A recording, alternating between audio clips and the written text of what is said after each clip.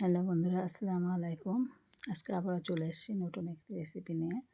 আজকে রেসিপিটা আপনারা দেখতে থাকুন। অবশ্যই আমার পুরো ভিডিওটি দেখবেন। দেখে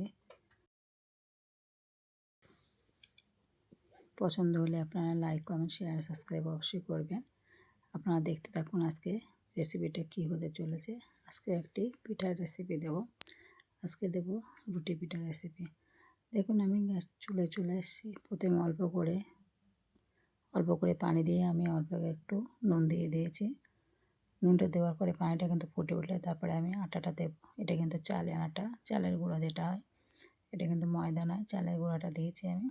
চালের গুঁড়া দিয়ে ভালো করে এটা নাড়াচাড়া করে এটা পুরো একটি ডো তৈরি করে নিতে হবে। এই পর্যায়ে কিন্তু চুলার আঁচটা পুরো লো করে দিতে হবে।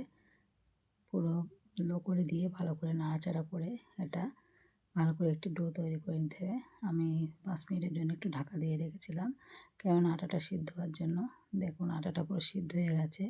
আমি এটা নামিয়ে নিয়ে এসেছি। নামিয়ে নিয়ে একটি পাত্রে আমি এটা ঢেলে নেব। আপনারা ভিডিওটি অবশ্যই পুরোটাই দেখবেন, স্কিপ করে যাবেন না। আপনারা দেখতে থাকুন, খুব ভালো লাগবে দেখতে। দেখেও কিন্তু আপনারা শিখতে পারবেন এই জিনিসটা। আপনারা অবশ্যই দেখবেন। দেখুন আমি পুরোটাই ঢেলে নিয়েছি। ঢেলে নিয়ে ভালো করে আমি ডোটা তৈরি করে নিচ্ছি। হাত দিয়ে ভালো করে মথে নিতে হবে। মথে না নিলে কিন্তু রুটিটা সাইড দিয়ে ফেটে যাবে। ওর জন্য এটা ভালো করে এটা মথে নিতে হবে।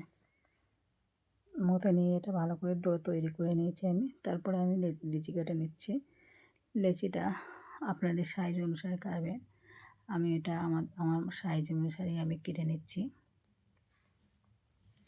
বেশি বড় হবে না, ছোট হবে না, ঠিক মাঝারি সাইজের একটা ডো আমি কেটে নিচ্ছি, লেচি কেটে নিচ্ছি এটা।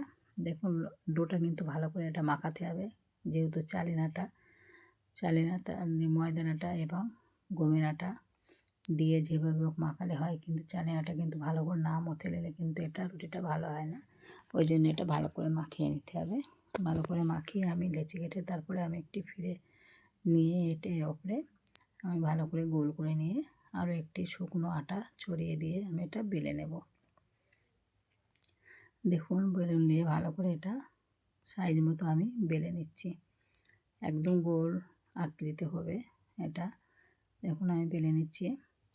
বেলে নিয়ে তারপরে সুন্দর করে একটি রুটির আকার করে নিচ্ছি। দেখুন এটা কিন্তু চালের আটার রুটি খেতে কিন্তু খুব সুন্দর লাগে।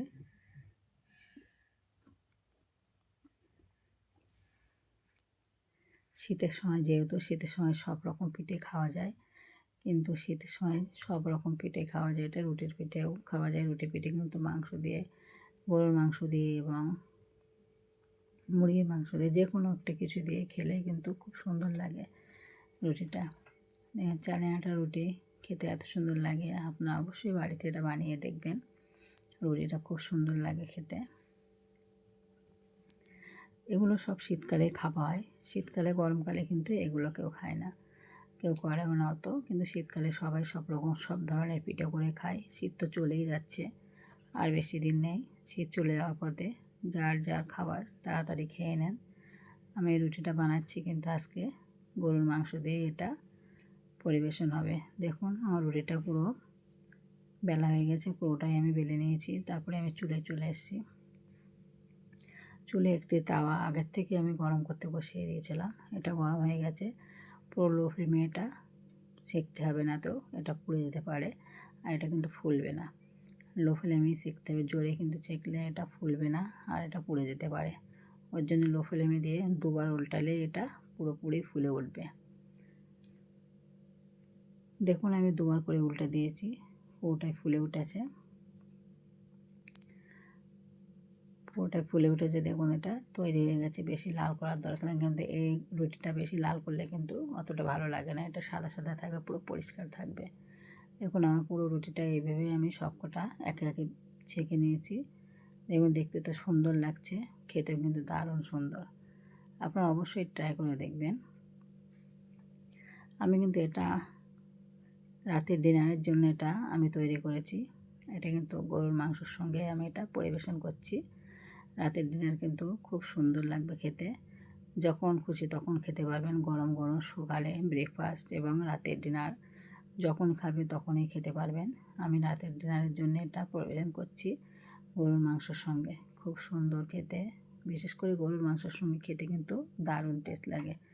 মাশাআল্লাহ, দেখতে খুব সুন্দর লাগছে, খেতেও কিন্তু দারুণ সুন্দর। আপনারা অবশ্যই বাড়িতে বানিয়ে দেখবেন। আর আমার ভিডিও যদি ভালো লেগে থাকে আপনারা লাইক কমেন্ট শেয়ার অবশ্যই করবেন, আর কমেন্ট করে জানাবেন ভিডিওটি কেমন লাগলো। দেখুন পুরো সফট হয়েছে, খুব সুন্দর নরম তুলতুলে, আর দেখতেও তো খুব সুন্দর লাগছে, পুরো পরিষ্কার সাদা, কি সুন্দর লাগছে দেখতে। আপনাদের বাড়ির লোককে কিন্তু এভাবে বানিয়ে দিলে কিন্তু খুব প্রশংসা করবে, আর কোনো মেহমান আসলেও কিন্তু এভাবে ঝট করে বানিয়ে দিতে পারবেন। আমার ভিডিওটা এই পর্যন্তই থাকলো। আল্লাহ হাফেজ।